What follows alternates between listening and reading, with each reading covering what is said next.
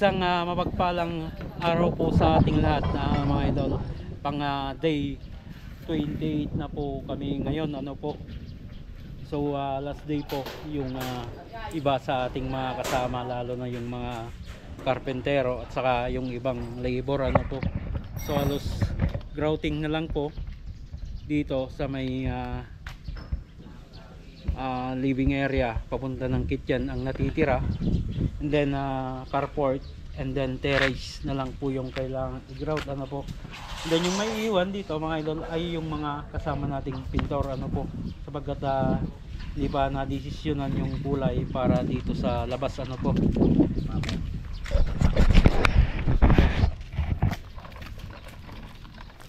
Yun, mga idol. So eto na po yung mukha nya.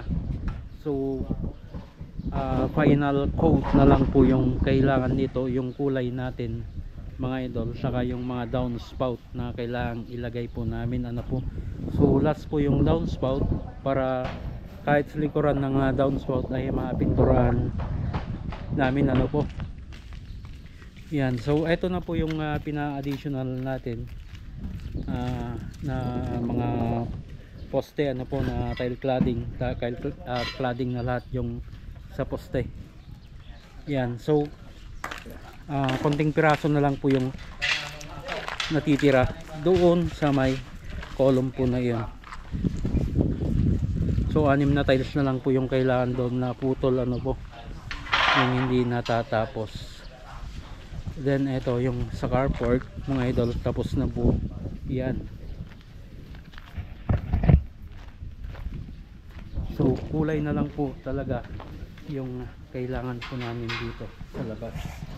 Then sa loob, mga idol, so hopefully ay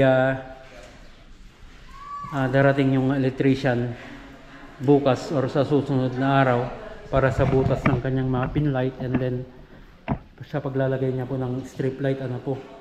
So yun yung mga kailangan i-retouch pa na madudumihan niya, ano, mga idol. Then by Monday, papupuntay na rin po natin dito yung sa magkakabit ng mga window. Yan, so ito yung sa island, and then lababo dyan, then meron po dito, meron din po.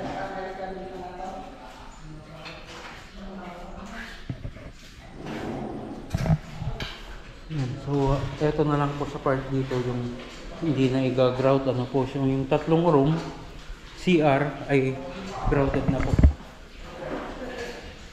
Ayan. So ito po yung master's bedroom, common CR po.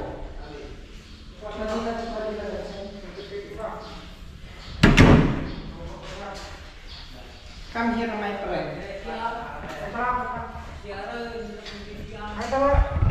Then, meron po.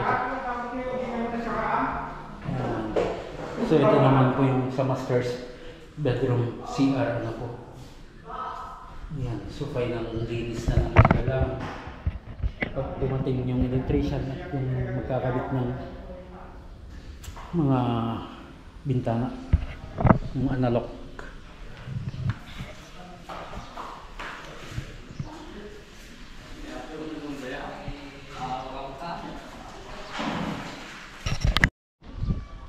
Yan, ito po yung sa carport po ito. So papalinis na lang natin ito bukas pag natapos to.